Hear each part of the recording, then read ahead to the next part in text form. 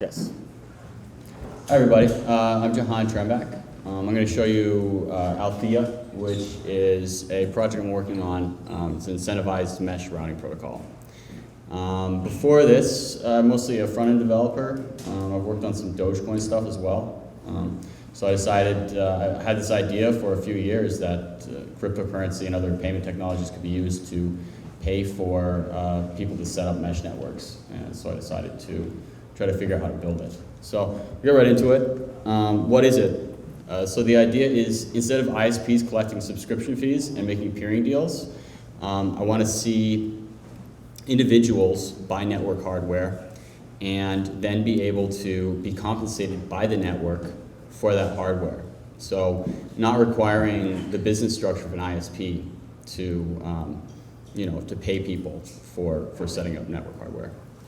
The basic concept is that packets go over cheap, reliable routes, and network hardware on those routes gets paid.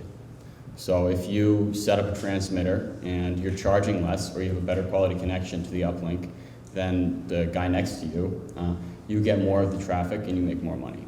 So that's the concept. And it's composed of two main parts: payment channels. Allow instant scalable payments, so you can make a payment from one node directly to the other without making a request to a bank or a blockchain as an intermediary. And then also I'm using a routing protocol called Babel. I'll be modifying it, and so to route the packets along the best paths to the destination, and also taking into account the cost. So let's look at some models for providing internet access that exist today. So the first is an ISP. It's obviously the by far the most common. That's how we all get on the internet. And I'm not going to cover cellular carriers. A little different. But with an ISP, a company builds out a large local network that's connected to an uplink. And an uplink is, just to define the term, it's a connection to some fiber that gets to the rest of the internet. But I'm really looking at last mile networks, which is how it gets from the uplink to your house. So you build out a local network, you put cables in the ground, or you set up transmitting equipment, aim antennas at each other, and you set up this network and you start getting subscribers. You pay the uplink, the owner of the fiber optic cable, for access to the internet, and you use the money. You use the money from the subscribers to pay back the cost of the hardware and the installation, and also pay the uplink. And typically, the end users pay subscription fees that are much higher than the cost of the bandwidth. So the subscription fee for internet to your house from Comcast could be as much as 10 times as high as the portion of bandwidth from the uplink you're using. And that's used to pay back the cost of building out the network. But once that's paid back, it's just pure profit. So if you're sick of it and you don't want to pay so much for internet, what are your options? There's large barriers to entry. You'd have to set up an ISP of your own, build out a network big enough, and be able to compete with them as well. So it's a rather high barrier to entry, and there might be regulatory issues as well. You have to get right of way for laying wire, all this kind of stuff. So another model is community mesh networks, and they're very prevalent. I wouldn't say they're very prevalent anywhere, but I think they've seen the most adoption in Europe, in places like Germany. There's a network called Freifunk, and also in Oakland there's a group called Pseudomesh, who is creating the People's Open Network. And so mesh networks basically are volunteers buy and install the network hardware. So the routers, when I say network hardware, I mean like antennas that can send signals to each other, and routers attached to the antennas, and the routers decide like which of their neighbors the given packet will go to get to its destination. So volunteers buy and install the network hardware, and at some point they connect to an uplink, and they put their money together to get bandwidth from the uplink. And so a thing that makes this possible is mesh routing protocols. And mesh routing protocols are kind of a very sort of a wishy-washy kind of umbrella term for self-configuring networking protocols. So a lot of networks are set up where you set up the routers yourself to tell them where to forward packets, or there's software-defined networking where there's a centralized place that's telling each router where to send its packets.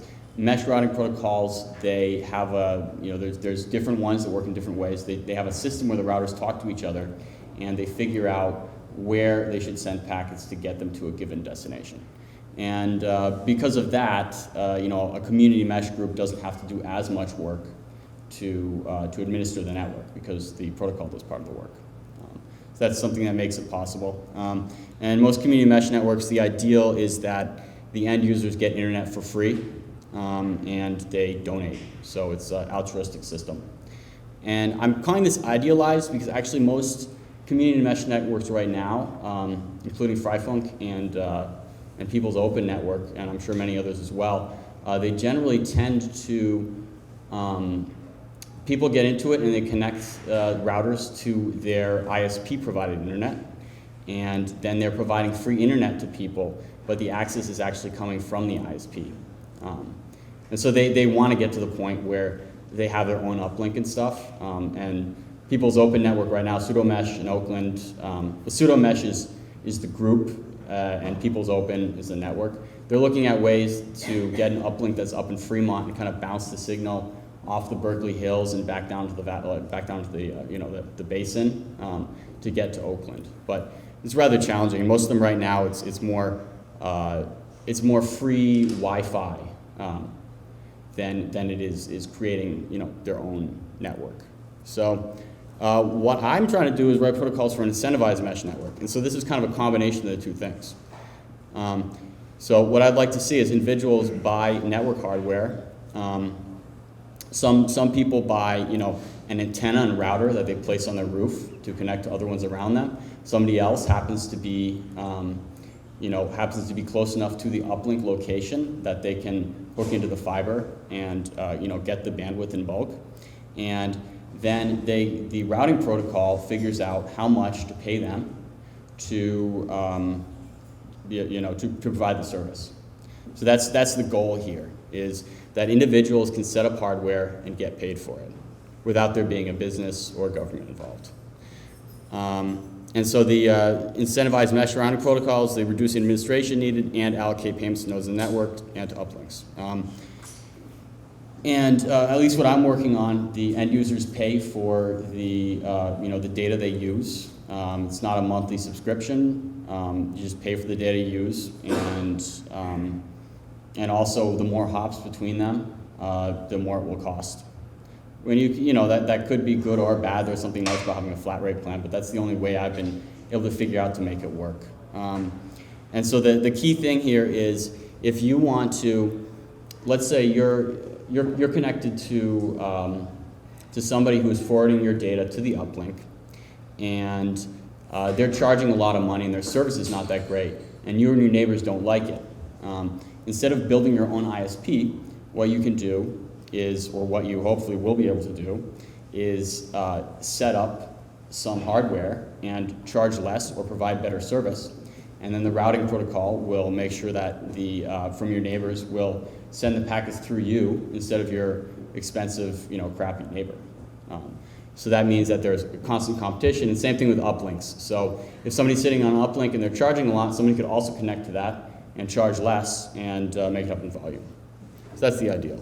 So I think I've gone over the why pretty much already.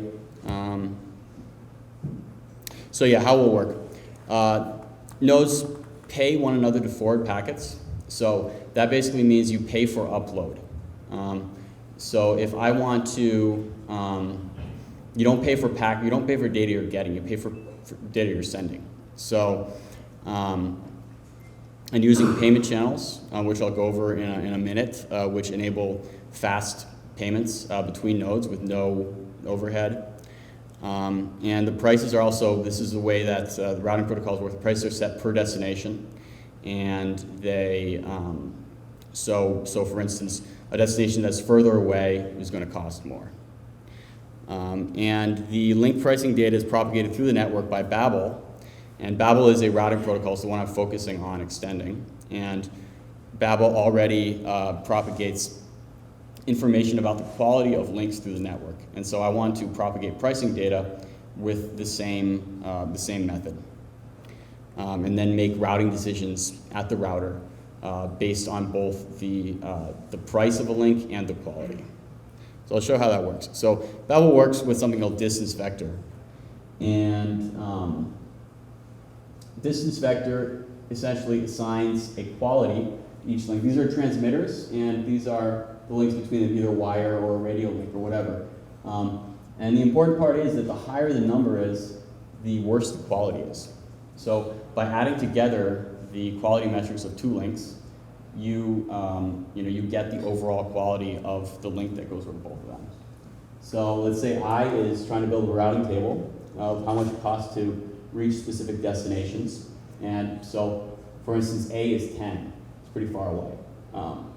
B is 4, and so on. So with D, however, these guys are also doing the same thing. They're building up their own routing tables, and they tell I about who they can reach. And so C tells I can reach D for 4. B tells I can reach D for 5.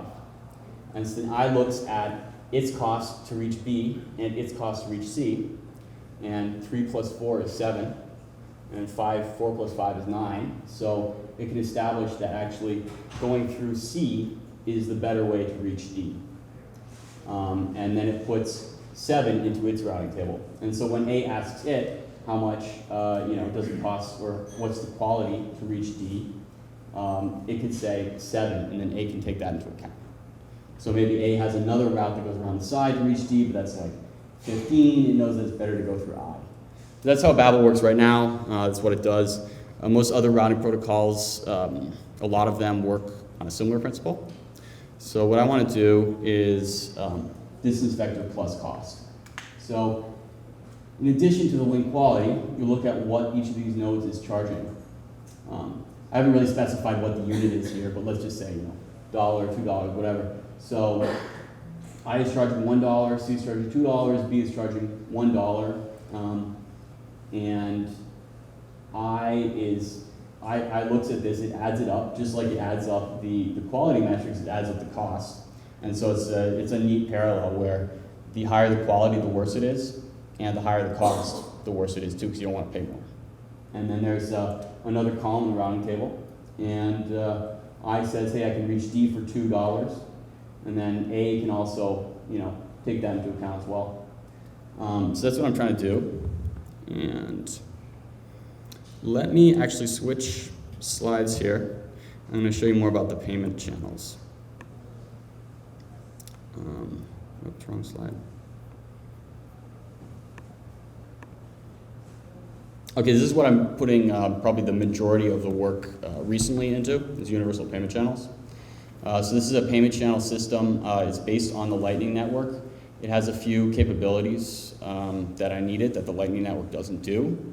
And it also uses regular money, not Bitcoin. So I mean, this is the S of Bitcoin Devs meetup, but I present it anyway. So instead of the important thing is instead of a blockchain, it uses escrow. And in the Lightning, I don't know, how many people are familiar with the Lightning Network here? Okay, that's a good proportion. Yeah, so the Lightning Network, the blockchain is basically adding escrow. You lock up this money, and then you can release it and send it around and stuff. So with this, a payment processor or a bank provides escrow. I say or a blockchain, that would be provided by integration with Lightning. So use escrow. Nodes pay each other by exchanging signed notes. The bank of the blockchain is not involved. That's the scalability. So I can send you a note that I've signed, and you can consider yourself paid when you've received that note. And I don't have to send the bank a message that says, pay this person this amount of money. I send you a message that once you have it, you're paid. And then also payments can be locked with smart conditions, arbitrary code. I'll get more into that later. And channels can be combined for multi-hop payments. This is important. So I'll go through this pretty quickly because most of you seem pretty familiar with the concept. And this is also simplified. It doesn't work exactly like this. I'll go over that as well. So you have the bank of the blockchain. And this is Alice, this is Bob. And they make a contract with the bank, and it says, and you should give the bank $100 as well and make a contract and say, give this money back to us. When you receive a note that's signed by both of us, that changes the balances. So Alice sends Bob a note. This is the payment happening right here, is what it's all about. And the bank of the blockchain is not involved. They don't know about this at all. Alice writes on it. Alice's balance is 95, Bob's balance is 105. She signs it, and you can see Bob hasn't signed it. Alice sends that to Bob, and she's trying to send $5 to him. So if Bob signs this and gives it to the bank gives him his money back, he will be ahead $5. And so once he gets the note from Alice, he can consider himself paid because he knows he can do this in the future. So there's one way Bob could cheat. You could save up old notes, and they've been trading back and forth, paying each other the whole time. He could save an old one where he's got more money than he does at the current time or whatever, and give that to the bank and get the money he's not supposed to have. So to combat that, you put two new things on it: a sequence number and a hold period. And so the hold period says the bank has to wait 2 days before it releases the money. And the sequence number, I'll show you the sequence number in just a second. So the sequence number says during those 2 days, if somebody comes to you with a note that has a higher sequence number, honor that instead, and pay them the money, pay the money back that's on the note with a higher sequence number. So as long as Alice is checking in with the bank of the blockchain every 2 days at least, she can be sure that Bob is not cheating. So that's the principle here. So then they can do this all day long, and they can be reasonably secure that they're not going to get cheated. So there is one risk, of course, if Bob decides not to cooperate. They have to. Well, hold on, I actually got mixed up here. I'll show you. So if they want to, they can change the hold period to none or to 0, and then it gets closed immediately if they don't want to wait to get their money back out. And so the one risk is that Bob could refuse to sign an update transaction. What this is, an update transaction. He could refuse to sign this note, and then Alice would have to wait to get her money out, and maybe she could be putting that money in an interest-bearing account in the meantime. But that's really the only risk here. So then this is a hash lock. So Alice wants to send money to Charlie, but she does not have a channel open with him. And so what she does is she adds a little bit to the contract or the note that she's sending Bob. And it says, only honor these updated amounts and release the money if Bob can produce a string that hashes to XYZ123, which is like, the hash they've made up here. So this payment's set up, but Bob can't get the money yet. And she sends the secret to Charlie. And so then Bob, he sends a payment to Charlie for the amount, maybe minus a fee for him or something like that. And so then when Charlie has the secret, and Charlie sends the secret to Bob to release the money. And then once Bob has the secret, he can send Alice to release the money. And so then the payment's been made across Bob, and Alice and Charlie haven't had to trust Bob at all. So that's an important concept here. And basically the reason that Charlie can show Bob the secret and get his money is that Charlie, once he has the secret, he could take it to the bank and retrieve his money. So it's in Bob's best interest then. There's no reason really for Bob not to just make a new note with the updated balances, because he knows that Charlie could get the money anyway. So then he has a secret that he can do the same thing with Alice. And if at any point, this breaks down, they can go to the bank, and that's like that's the backstop to all this.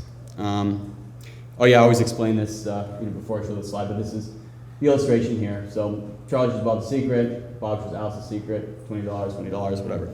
So it can also go across, as long as the hash is the same, it doesn't really matter what currency it's going across. So as long as channels are implemented for that blockchain, or there's people who are willing to hold that currency in escrow with the channel system.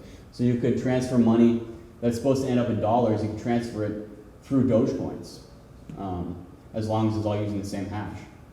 And so that's another interesting aspect as well. It's not actually that important for the mesh network stuff. So this is where it's going to get a little bit more technical. So this is more about the implementation. So here's this note. I'm going to translate it to how the implementation code works. And so the note has a sequence number of 3, hold period of 2 days. It says, if given the string of hashes XYZ123, close this channel after 2 days, transferring these updated amounts back to Alice and Bob. Updated amounts are Alice $90, Bob $110, and their signatures from Alice and Bob. So the way this is actually done is the opening transaction has a channel ID, just keep track of what it is, public keys for each of the parties. I've just written Alice and Bob here, but of course it'd be an actual public key. And amount 1 and amount 2, which is the amount that each of them have put into the channel. And so they put that on the blockchain and they give that to the bank. And that's a hold period on it actually. So the hold period is not on the update transaction, it's on the opening transaction.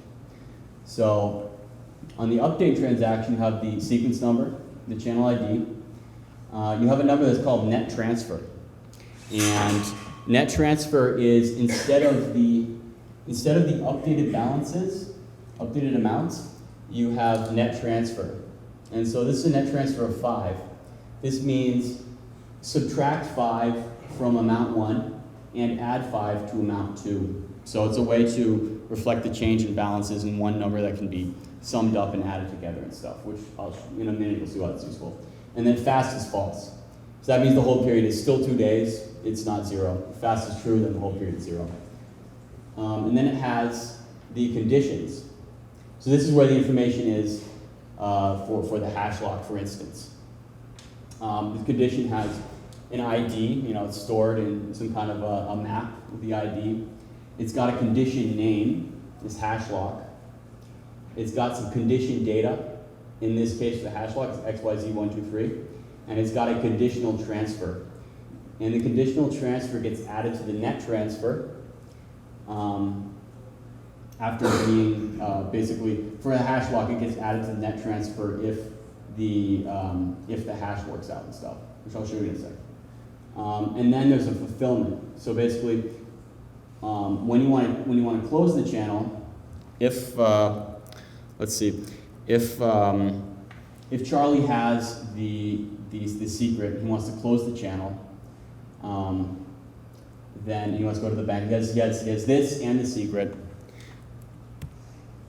This here corresponds to the update transaction, and fulfillment is where he stores the secret. So it has the channel ID, it has the condition, which is this one, and it has fulfillment data. So what the bank of the blockchain does is it, like this is an example. This is JavaScript code to show the hash lock. What it does is it takes the condition data and it evaluates it. It gets that and it gets the fulfillment data and it evaluates them together. And then it returns a number between 1 and 0, which is the conditional multiplier, which gets multiplied by the conditional transfer. So it could be any fraction, but in the hash lock example, it's between 1 and 0 because it's either it worked or it didn't. So I had actually started out wanting to do this with EVM code, like Ethereum, and I also contemplated maybe doing it with like embedded Lua or JavaScript. And then I decided not to embed it at all, because if you're going to trust the escrow, whether it's on a bank or a blockchain, if you're going to trust it with your money, you can also trust it to run the correct code. And at that point, you don't have to have the code be, what the code's going to be doesn't have to be defined beforehand. So how the implementation works right now is this UPC library, Universal Payment Channels, and the implementer of whoever is setting up this implementation using this library, they set up a condition server. The condition server is in Alice and Bob's computers, and it's also in the bank's computers or the blockchain validator's computers.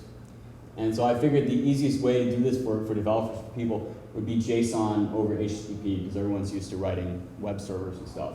And so what happens is UPC sends the condition name, the condition data, and the fulfillment data to the condition server. The condition server sends back a conditional multiplier, number between 1 and 0. In the case of a hash lock, it's either 1 or 0, but it can be more varied than that. And then UPC multiplies that by the conditional transfer to find out what that condition should evaluate out to.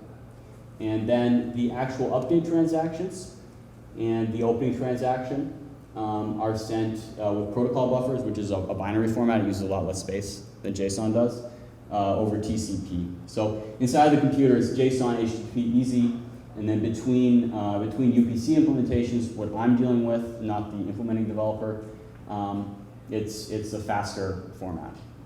So an update transaction can be can fit into like a few hundred bytes ideally. So it's very small.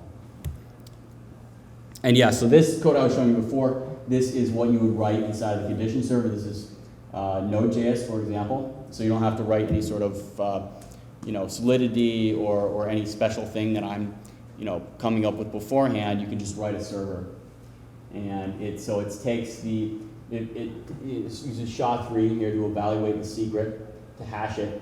Then it compares the secret to the hash. If they match, it's 1. If they don't match, it's 0. And if they match, they get that. So let's say, if they match, then Bob gets the $5 or whatever that is. And if they don't match, he doesn't get it. So this is an incremental or proportional hash lock. I'll call it incremental hash lock for now. This will become important in just a minute here. But this is basically, you give an array of hashes, and then so in the condition data you have an array of hashes. So they agree on a condition with an array of hashes, and the fulfillment data, the person trying to fulfill the condition has to come up with an array of secrets, and depending on how many of those secrets match the hashes, it changes the proportion of the money that will be unlocked. So it's getting the array of hashes out of the condition data, the array of secrets out of the fulfillment data. You have a numerator, which is 0 right now, and you do a loop over it for each one of them. You evaluate it just like before, but you evaluate it with the corresponding secret. And if it's true, you add to the numerator, and then you return the numerator divided by the length of the hashes, so the proportion of the hashes they had gotten correctly, and that's important for the functioning of the incentivized mesh network. And I'm going to show you how that works in just a second here. So, okay, so you have distance vector plus cost. So, with a network like this, we'll start with this very simplest example. A wants to send data to C, and B is charging. B lets A know, through this whole system. B lets A know, I charge 1 cent per megabyte to forward data, and then A sends a bunch of packets to B, totaling 1 megabyte, and also sends an update transaction So people who are neighbors who have a direct radio or wire connection with one another also have channels set up with one another. And so these guys have a channel, these guys have a channel, B and A and B and C have channels. So A sends an update transaction giving 1 cent to B along with the 1 megabyte of data. So B is like, okay, you paid me, forward to C. So they can keep doing business like this. If B decides to get lazy and drop the packets, that's kind of outside of the protocol right now, but then A can, if B is dropping packets, the routing protocol will take care of routing around B at that point, if it's possible. So there's an incentive for B not to drop packets. There are some issues I haven't worked through yet where B could, use exploits in the routing protocol to make it look to the protocol like it's forwarding all these packets and then not actually forward the data packets. That's an issue that I'm gonna have to work out. But let's have a little bit of a slightly more complicated example. C has MP3s. He's got some sort of content C is providing. And A wants an MP3. B charges 1 cent per megabyte to forward data. Oh yeah, and C charges the MP3s, $1 an MP3. And so what A does, sends a an encrypted, with SSL or whatever, encrypted request to C, saying I want an MP3. And then also this is a payment for sending that request. It's some very tiny amount, it's very small. And then B forwards the request to C as well. And then also A has sent a hash lock payment.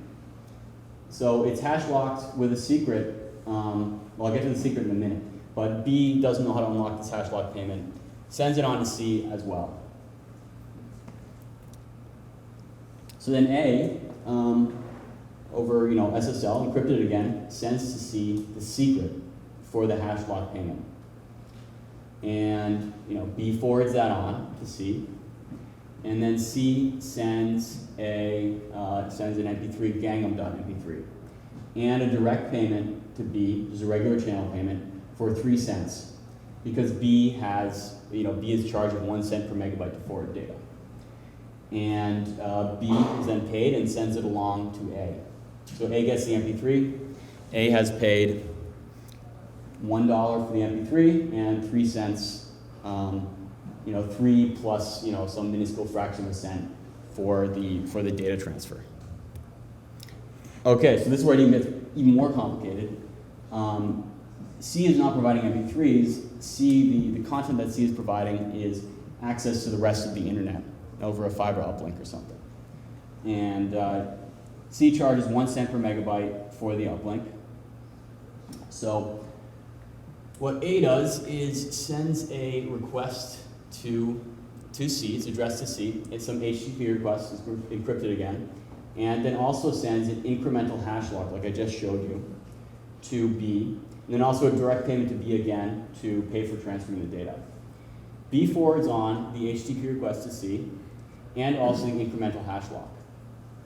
And so now C has an incremental hash lock, and C knows that it will be able to get money essentially from A if A keeps sending it the secrets that are in, that correspond to the hashes in the incremental hash lock. So then what C does is C sends a 1 megabyte response back to A through B. So it's sent to B, B forwards it to A, and then A sends some secrets through B to C. And so let's say, I didn't mention this before. This 100, it's incremental. It's an array of 100 hashes. So it's $1 divided into 100 parts. So each secret is worth a cent, basically.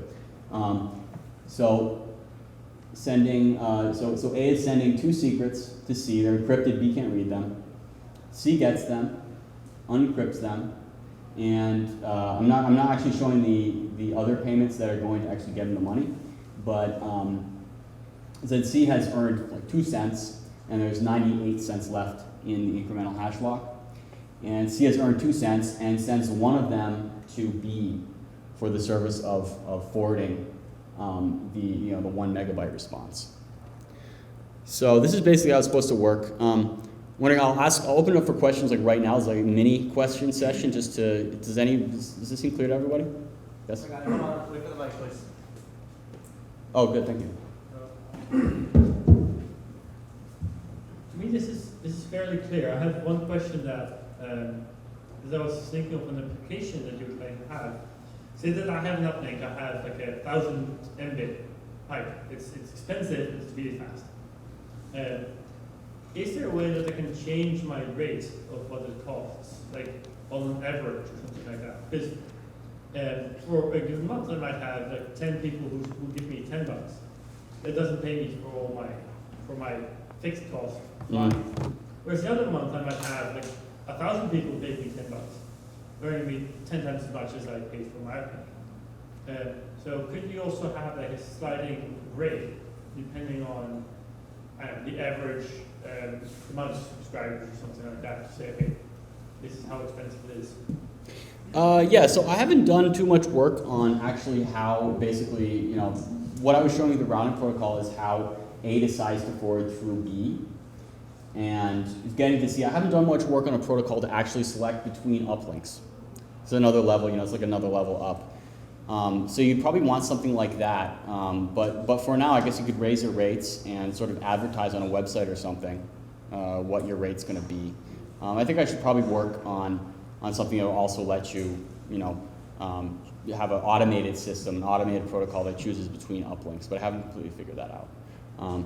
But yeah, that's what you have to have, and probably if you started out and a lot of people didn't know about it, you might lose money. So that's another question of adoption. So there's a lot of stuff to figure out.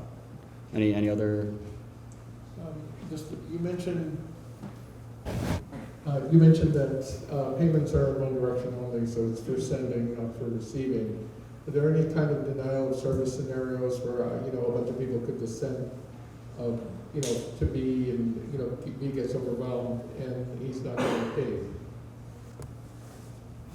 Well, they would have to pay to send the packets. First of all. Well, if C is a bad guy and wants to just make life difficult for B, I don't know. It just seems like, are there any problems with this one direction thing? Is I guess I'm. Is this like a speed question?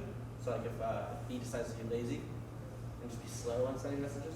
It's I guess when I'm thinking of people can be creative to make life difficult for others. For example, with SEO, there's negative SEO and search engine optimization, where you can do bad links for your competitor and then get downgraded, rather than trying to do good links for yourself. So in this case, if there's only payment for senders and not receivers, the receiver is incurring the cost and resources for receiving the data. So you can make life difficult for people by sending them data, because then they have to receive it. That's what I'm wondering. Yeah, that could be an exploit. Also, I'm mostly concerned about exploits of the routing protocol itself, because they're not there's a few papers actually on hardening Babel, but they're generally not hardened against exploits because they're not designed to be used in an environment where there's money at stake. So there could be a lot of issues, but I haven't trying to get working in a basic sense before doing that. The microphone.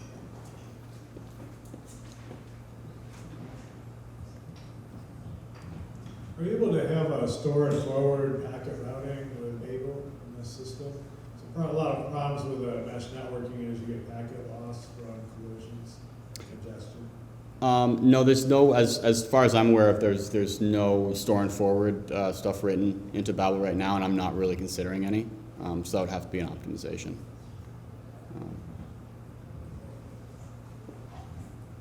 Yeah, the question about instead of like a man in the middle attack, those are so fun.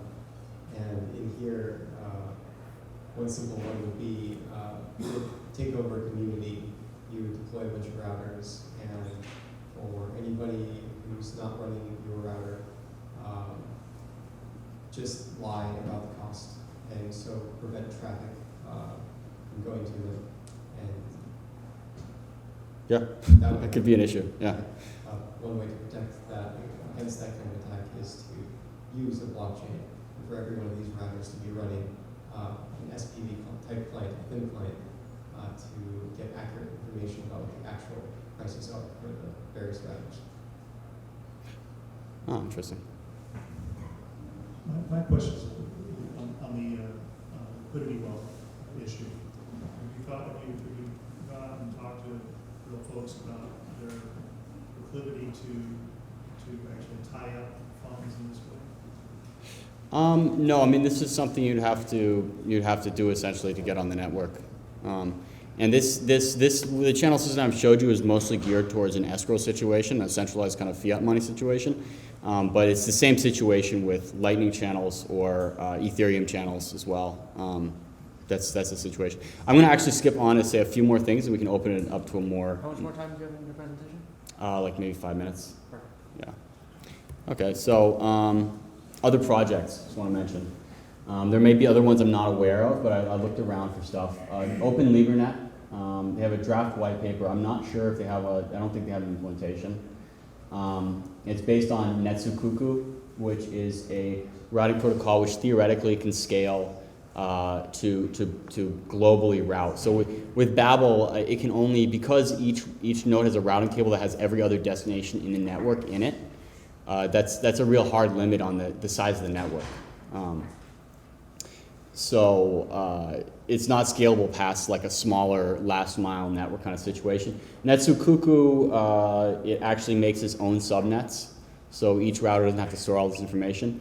However, I don't think that Netsukuku has any implementations, and I don't think that OpenLibreNet has implementations as well. I emailed them, haven't heard back. HawkNet, this is an offshoot of CJDNS. Also, CJDNS is theoretically can work on much larger networks because it uses a distributed hash table to store routes. And they wanted to use open transaction for payments, which some of you may be familiar with. They had a subreddit with a lot of activity, but it doesn't have too much activity lately. And there's BitMesh. BitMesh is a startup. I'm not sure what they're doing right now, but BitMesh is doesn't really include a, well, they may be working on something, but as far as I know, it doesn't include a routing part. It's more that you go and you get a hotspot, you find a hotspot, and then you can pay the hotspot for internet access. It's like if you go to a coffee shop and you have to buy a coffee and get the code on the receipt to get internet access. It's like that, but with Bitcoin. And so that could actually tie together with Althea because Althea is between the Wi-Fi routers and the routers higher up, and it doesn't actually include getting payments from the client devices. Next steps. So right now I'm like 75% through an implementation of universal payment channels. As you can see, I had a lot of details about how exactly it works. As for Babel, I have not started modifying Babel yet. However, it does have, there's a convenient way for me to do this. There's another paper that adds a different routing metric to Babel. So it's a delay-based metric. So Babel right now, it evaluates routes based on reliability, and this extension also takes the delay of the packets into account. I'm not really interested in that, but in this paper and implementation, they have added another metric to Babel, and that's actually something that Babel was built to facilitate is add modifiers to the link quality metric. So I'm going to follow the steps that they took to add the delay-based metric to also add a cost-based metric. And then there's all the other software that needs to be written, deciding how frequently nodes want payment, whether it's one per megabyte or per time. There's a lot of glue code and stuff. So that's where I am right now. Definitely a lot of work to be done. And that's this presentation. So.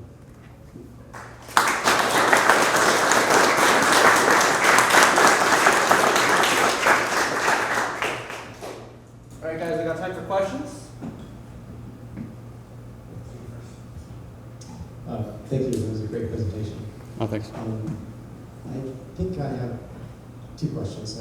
First is, I must have missed it. What was the reason that you decided to work on your own payment channels protocol as opposed to directly using Lightning Network? Lightning doesn't have the incremental hash blocks as far as I'm aware of, and I also like the idea of being able to use fiat currency. I mean that's it's a Bitcoin meetup, but yeah, the thing is, I saw a presentation last night for Ethereum state channels, and as far as I can tell, they would be able to do incremental hash locks.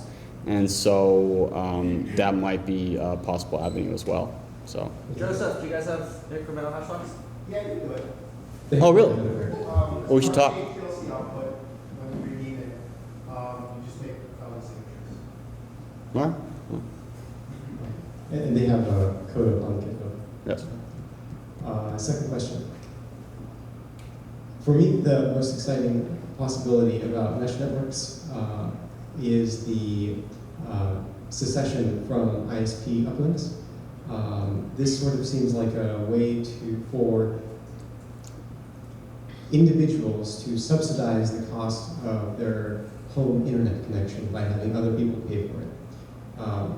Because ultimately all of the traffic is still going through the same centralized ISPs.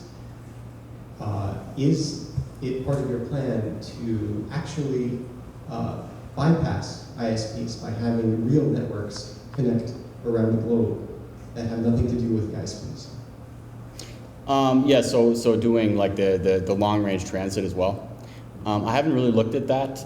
Right now they connect the individual networks are called autonomous systems. They're connected with BGP, which is a routing protocol which is somewhat similar to Babel and other routing protocols. I haven't looked at that because using Babel seemed like an easy thing to do. and it's also easier for individuals to set up things locally than to really sort of get in on competing with the fiber, with these long range, these big fiber things. And also there is actually a decent amount of competition in the long range transit. There's a lot of different providers. Whereas for last mile stuff, there's a lot of areas where there's just one ISP or just two. So that's why I was looking at last mile. So I'm confused, when there's just one ISP, how does this help if they're all going through it?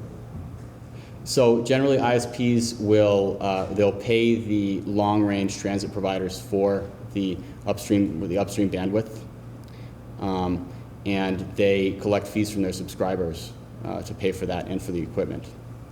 So this provides competition to the local ISP by having another network which pays the long range transit provider that's not the local ISP. Oh, so it bypasses the local ISP and goes to the long range? Yeah, exactly. We're asking a couple last questions, but I encourage you guys to figure out this. I'm curious, you mentioned one of the alternatives on there that used CJDNS, and I'm curious if you looked into what it would take to implement on there, because I think it has goals similar to what he was asking about, where it would be able to scale globally, and I don't know if that would be possible to do on that network, but that would excite me. Yeah, I looked at CJDNS a lot, and CJDNS is actually based on a principle called scalable source routing. This is a DHT, and I mean, CJDNS right now is it is mostly going over the internet, but it could also go over direct links as well. And I didn't happen to see as easy of an avenue to work costs into it as is with Babel.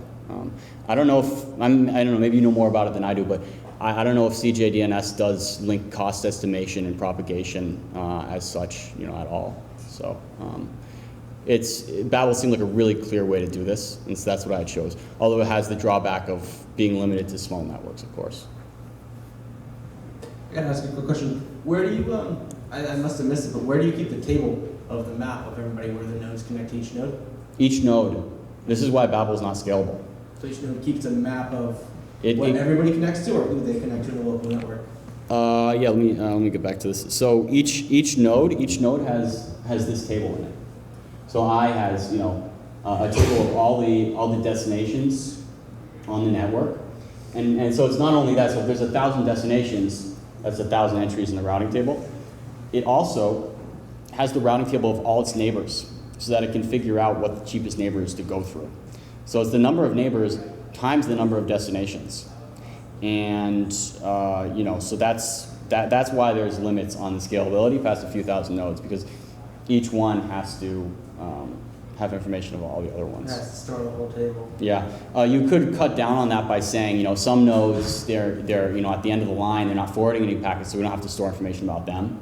It's an optimization, but it's still, there's still this fundamental limitation. And so stuff like CJDNS and scalable source routing, what they do instead is they send packets to a node that's nearby. They cache routes to other nodes that are likely to know where to send the packets further. And then those nodes attach the path to the packet, and the nodes continue to look at the, this is called the source path that's on the packet to forward it along. So they take a longer path, but they have to store way less data in each node. How would you know if a node knows where the next node will be, or might know? I'm not going to get into it right now. It's a rather complicated process that they do, but yeah. What is a node? Oh, a node. So a node is any router. In this context, any router on the network. So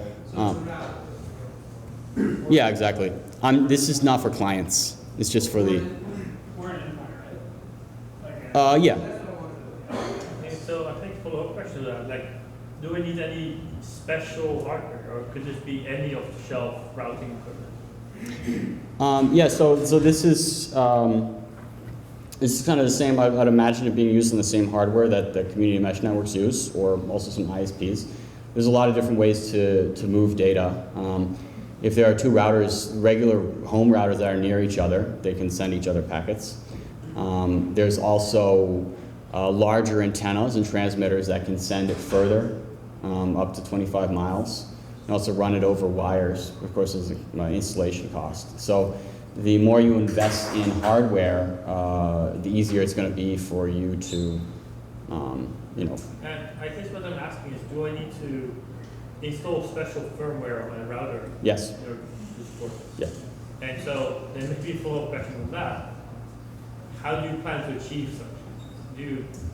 Will the community like flash their firmware? Or like, is that something that's reasonable to expect from them? I mean, somebody could sell routers that have the firmware on it, whether they're buying the routers and flashing them, or whether they're actually, you know, have a manufacturer doing it for them or something.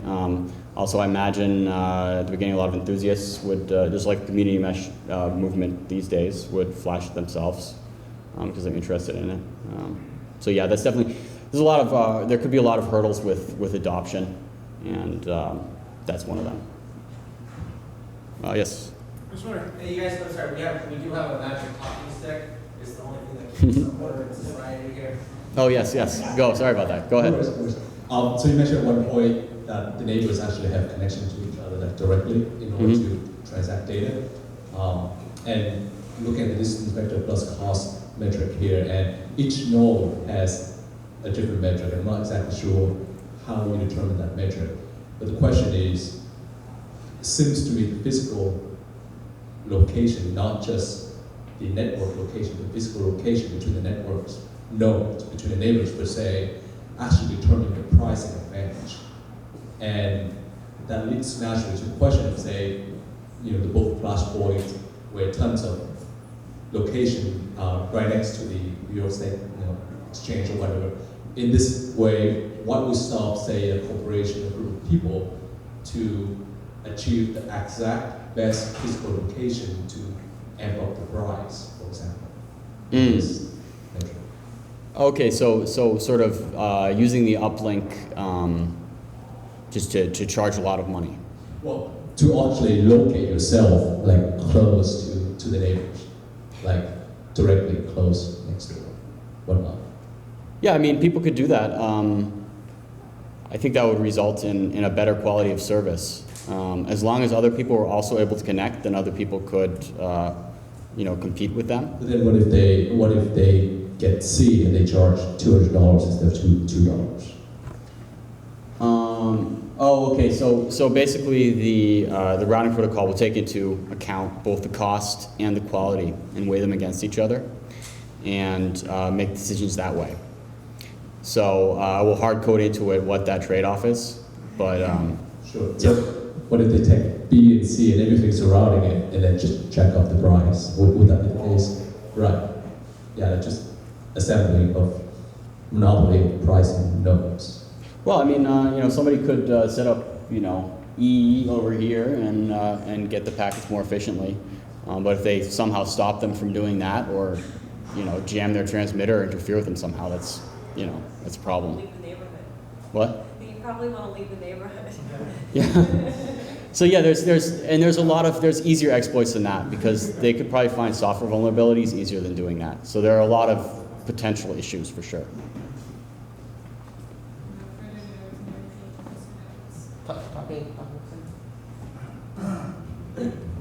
Is it possible to have like a weighting factor for both metric and cost? Because chances are you're going to want some level of quality as well as a lower cost, so that you don't have the lowest cost but really bad quality on your choice of routes. Yeah, I've yet to determine that, but they will be, you know, weighed against each other in some hard-coded way. So there are ways. So there's also another extension to Babel, which is source-specific routing, where the router makes a decision where to send the packets based on the source and the destination. And using that, you could make it so that somebody could, using that and some other stuff, I think you could make it so that somebody could specify that they would like to pay top dollar for their stuff to be delivered the quickest, and then that would take precedence. But that's another level on top of it. I haven't really been thinking about that. So for now, it would be, you know, if C decides that C really wants to, like, it would be hard coded in the protocol, but if C modifies, you know, his and decides that he really wants to, you know, pay the most for the best quality, then packets going through C will also get the best quality, but C will be charging a lot. And so if I's trade-off is not in sync with that, then I might not go through C. So that's something I haven't fully explored for sure.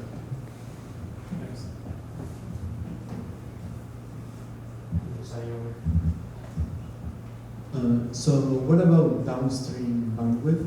Like you are only charging for uplinks. What about downlinks? Since most consumer ISPs charge you for downstream, more likely. Yeah, I found that it's hard to have kind of a deterministic way to charge for downstream traffic, because downstream, one download is actually 2 uploads. You have the request and the response. But I find it's theoretically simplest to charge only for forwarding. And so I'm dealing with that with this thing I showed here, where there's this incremental thing. They send extra money so that C can push back through the network back to A. A sends extra money for that. So that's how I'm dealing with that. And so I was curious about how the qualities are additive, because I can think of 2 different ways of measuring the quality, one being like probability of dropped packets and another being bandwidth.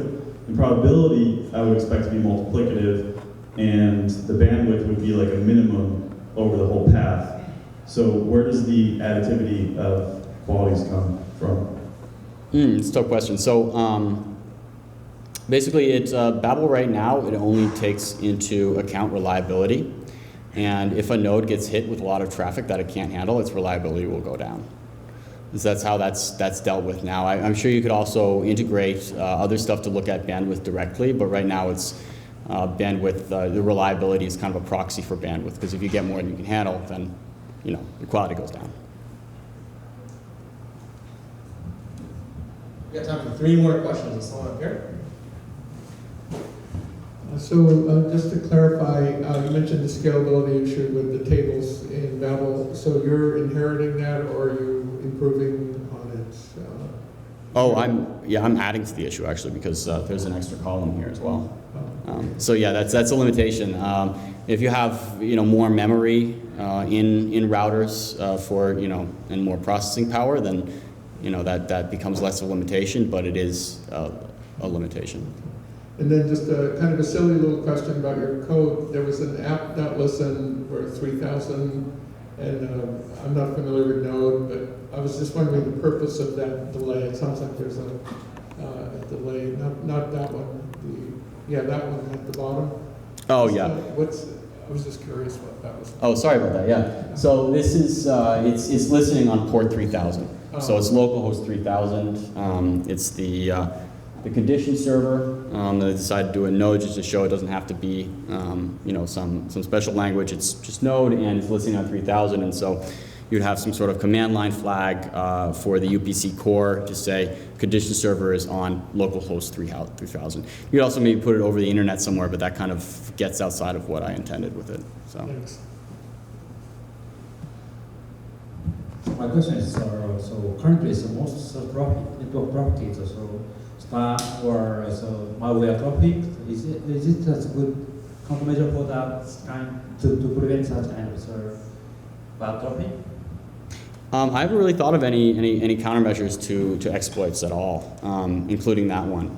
However, you do need to pay for upload, so that could be a disincentive. The person receiving, let's see if go back to the other slides here.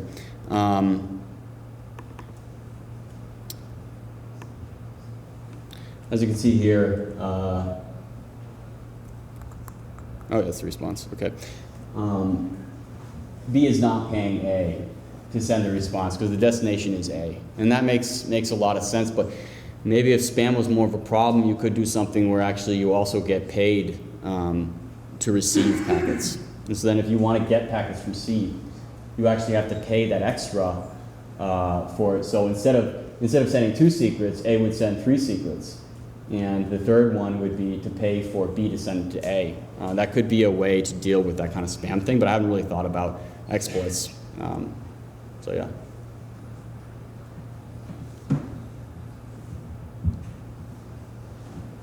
Does your protocol actually use port 3000? Or is it just a good combination of both? Um, I haven't really thought of any countermeasures to exploits at all. I No, that was like an example I wrote up today. Okay, just checking. What, is it port 3000 bad or?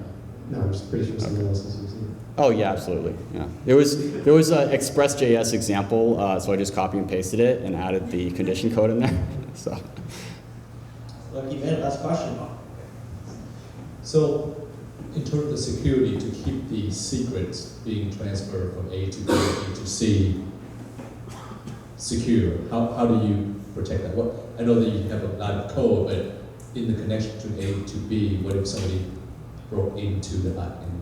Yeah, if B man in the middle of the secrets, then B would be able to claim the money that A had actually intended for C. So some kind of public key cryptography or other kind of cryptography. I haven't really thought about key distribution, to be honest. But yeah, the given is that they're encrypted going to C, and B can't read it. All right, everybody, please give a warm round of applause for our speaker.